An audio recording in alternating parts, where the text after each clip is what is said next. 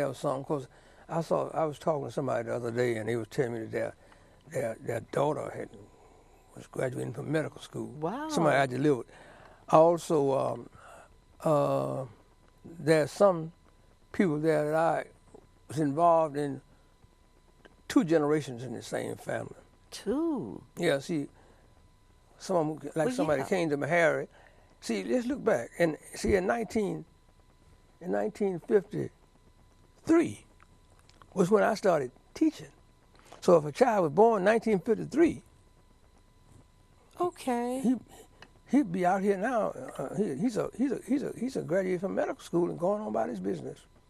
What were some of your challenging moments with your profession? Well, I had a lot of them, and I think of some. I particularly think of situations where it was life or death, and you just get in there and do what has to be done if you've been taught how to do it. It's no hero. You're not a hero. You're just doing what you were taught to do. And like you said, your teachings came from what school was you from Meharry? Yeah. And the teachers that were there. That's right. Dr. James, Dr. Trehorn, and they were at Meharry. And then Dr. Duke. These are for Caucasian people who taught us. Wow. Dr. McMurray. And like I said, this was the old Meharry, not the one that we. Oh yeah. And of course we had and Dr. Duke and Dr. McMurray, would come over and he would lecture. Oh. He delivered one baby with Meharry, one baby at Meharry. Dr. Duke never did deliver me. He just lectured, and he was the head of the department over at General Hospital at the time. Dr. Duke was. Oh, okay. When I was a resident, getting my training.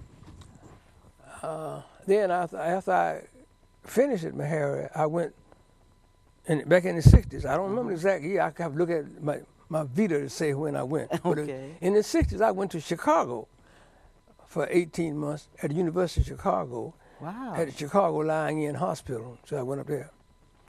And see, I was going to ask you about, I guess, some stories, because like I said, I know that you have probably a million of them because of your involvements with people that you run into, the different people, because of your profession.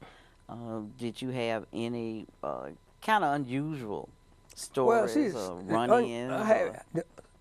Some of the unusual things that I had to happen, I don't discuss them. Okay. I just don't say anything about them. And well, I was hoping for the nice ones, not the bad. Well, ones. I've had some interesting one. I delivered one set of triplets. I delivered some very big babies. From very big babies, I mean big. And one of the funniest things is a person who I was always cracking jokes. You know I'm always doing that. So I was down in the clinic, and so there were several of us that were delivering the babies. You know, all of us would go to the clinic, and whoever was on call that night would be the doctor responsible for the patient. So I was down there, so I was talking junk. So I said to the lady, "My goodness, so and so, you just, I don't know. I pity the poor doctor got to deal with that great big baby you got in there." Dr. McGruder. I was talking junk like that and cracking jokes and laughing.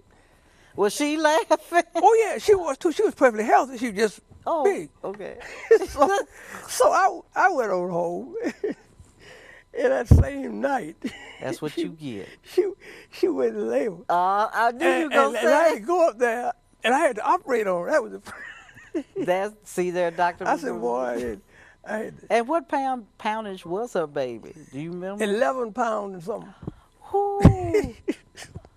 Yeah, that was a big baby. So I said, well, but you know, I had a lot of funny things that happened, and I had I knew you had to. Some real tragic things that I saw happen. Yeah. You see all that. Now, physicians are not, we're not like other people in a way because we just don't say nothing. Huh? We just don't talk about it. And, and it's just. But Dr. Magruder, you tell me, I get your business, it doesn't go anywhere. Well, look, the time is up, all of us, and I just want to thank you for being here. I want to thank my viewing audience. I know we didn't give out a whole lot of information. I'm going to ask and see if Dr. Magruder wants to give out his number, especially for the beautiful sculpturing that he does, if you would like him to. I'm in the phone book.